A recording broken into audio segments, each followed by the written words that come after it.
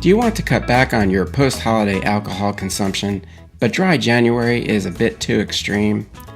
Then how about a damp January instead? Unfortunately for us bourbon drinkers, the current non-alcoholic options are less than ideal, at least the ones that I've tried. So how about we drink some low-proof bourbon instead? That will let us save on some alcohol as well as on a significant amount of calories as well. And I don't know about you, but I could certainly afford to cut back on some calories. Hi everyone, I'm Ed, or Bourbon_Obsessed on Instagram, and we're going to take a look at some of the lower proof bourbons out there. I don't know about you, but I generally drink things that are a little bit higher proof, so we're going to look at ones that I think higher proof drinkers may appreciate. As most people know, bourbon cannot be bottled at lower than 80 proof. That's 40% ABV, or alcohol by volume. So if you're like me and you're used to drinking bourbons that are north of 100 proof, you can cut back significantly on the amount of alcohol in each pour by switching to a lower proof bourbon. While that barrel proof single barrel at 135 proof may be delicious, did you consider that you can cut your alcohol consumption by around 41% by sipping on an 80 proof pour instead? Not to mention, as an added bonus, you're cutting quite a few calories too. Calories from bourbon are almost entirely derived from ethanol. Therefore, the lower the proof, the lower the calories. For example, a 1.5 ounce pour of 80 proof bourbon contains 14 grams of alcohol, which equates to 98 calories. Compare that to a 1.5 ounce pour of 135 proof bourbon with 23.63 grams of alcohol. That's 165 calories. Who knew? So switching to the lower proof pour doesn't just cut your alcohol consumption by 41%, it cuts your calories too. So just to review, there's a few different factors that can influence the body and flavor of a bourbon, and these will help us when we look for the lower proof pours. So pot still versus column still. Pot stills are generally going to give you a bit more body than column still bourbon. It's said to have a oily mouthfeel. You may get some richer flavors that are eliminated by the column still. So pot still bourbons are generally going to have more body and flavor at a lower proof than column still bourbons. Also, malted grains. We know that malted barley gets used in bourbon, and a lot of times that's just used in quantities which are enough to give it enough enzymatic activity to allow the starches to be converted to fermentable sugars, and that's usually around 5% of the mash bill.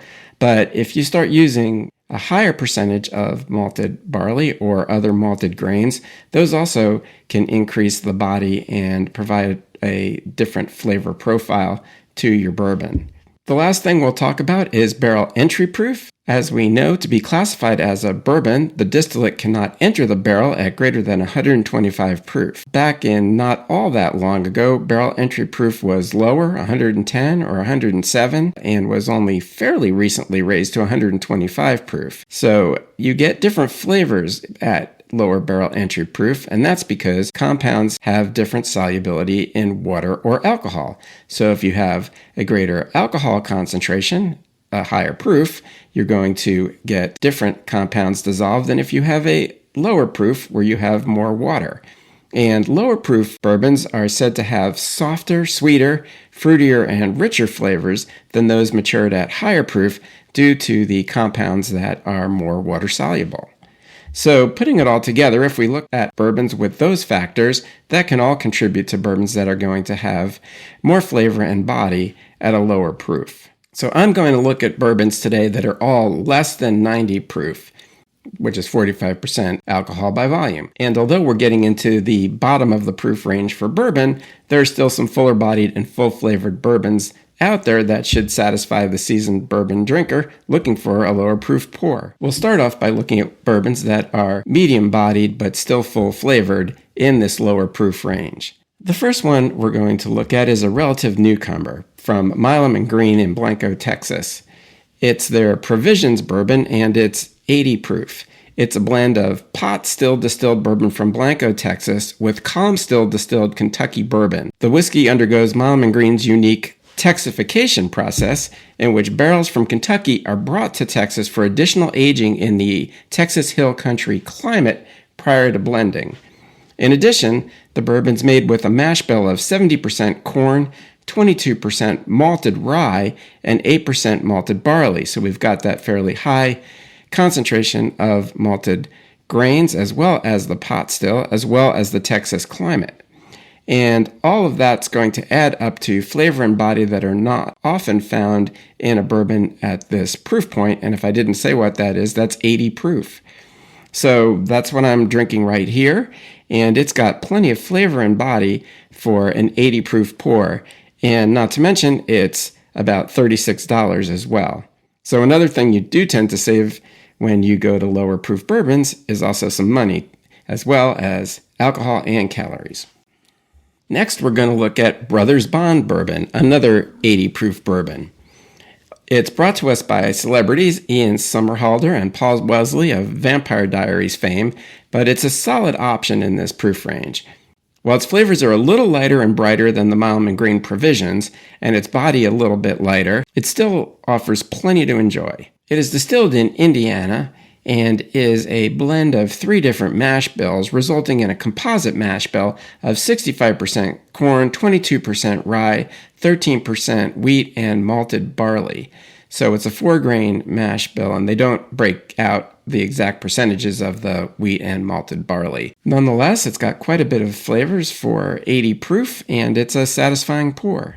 The suggested retail price for the Brothers Bond 80 proof bourbon is around $40. Next, we have the Green River 1885 bourbon. We're taking a little bit of a step up in proof, and this one's at 85 proof.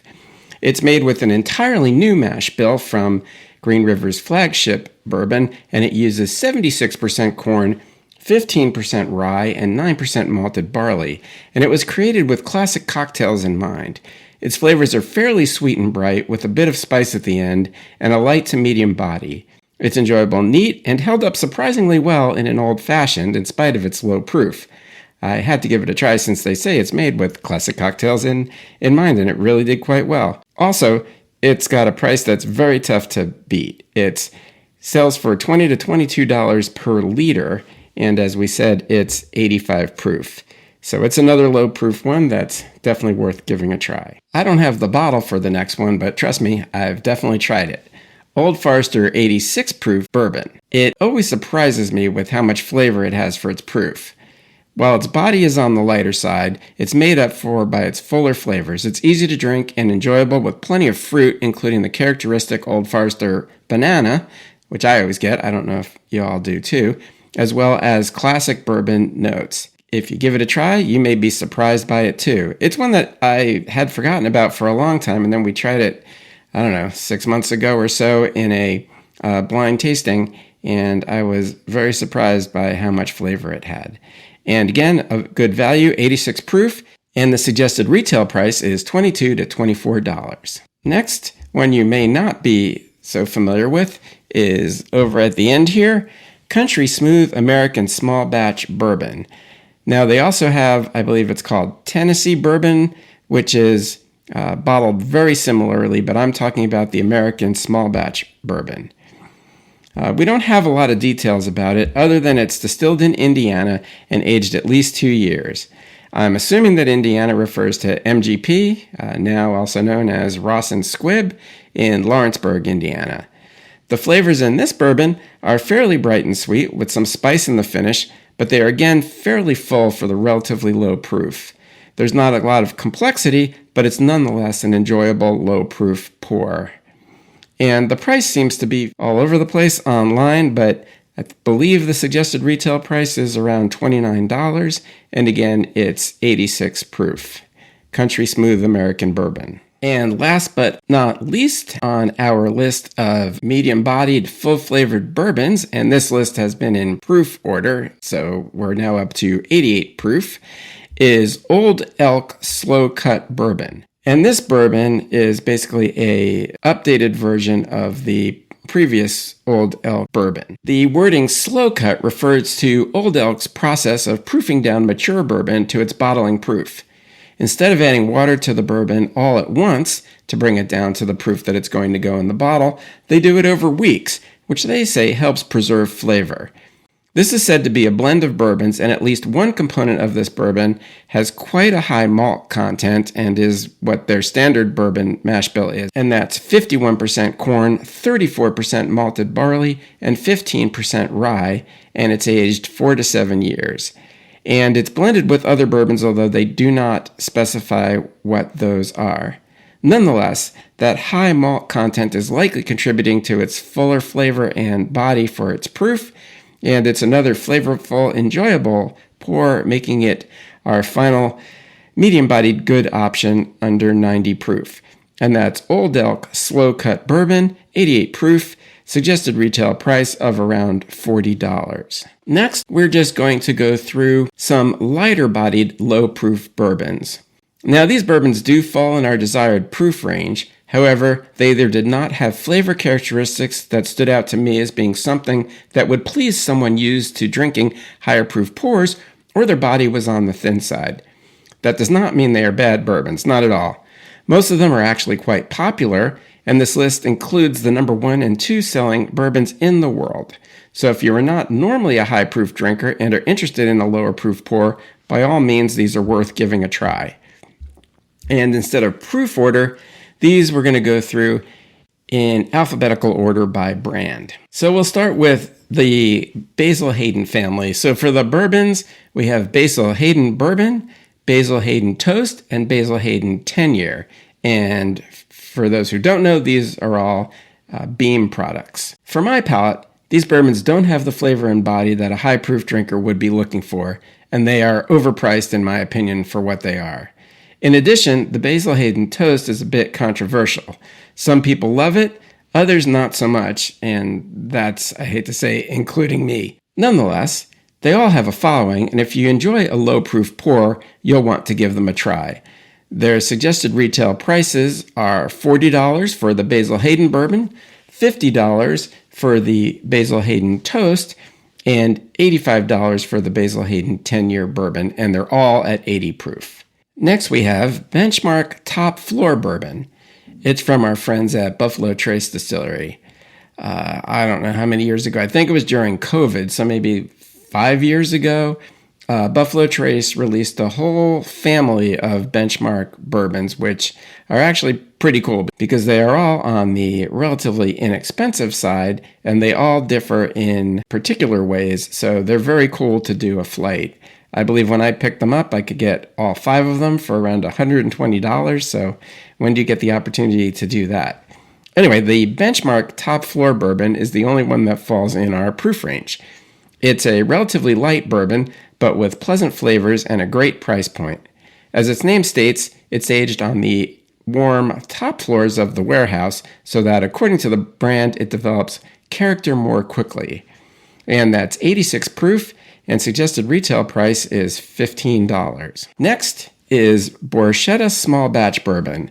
This bourbon from Big Machine Distillery has enjoyable pot still flavors, albeit on the lighter side in the palate and finish. I enjoyed it quite a bit when I reviewed it last year. It's priced at $40 and is 80 proof. Next, we have Evan Williams Black Label, which is the basic Evan Williams bourbon. That's the number 2 selling bourbon in the world. It's a bit on the lighter side, but it has classic bourbon flavors, but not a lot of complexity. But what are you expecting for $13? A lot of people swear by number 2, so give it a try if you're looking for a lower proof, lighter bodied pour. You may love it too. Its suggested retail price is $13 to $15, and it's 86 proof. Next is Jim Beam Bourbon, also known as White Label. It's the number 1 selling bourbon in the world, and I'm not going to belittle number 1, but I've always found it a little bit lacking myself. But I am a higher proof drinker generally.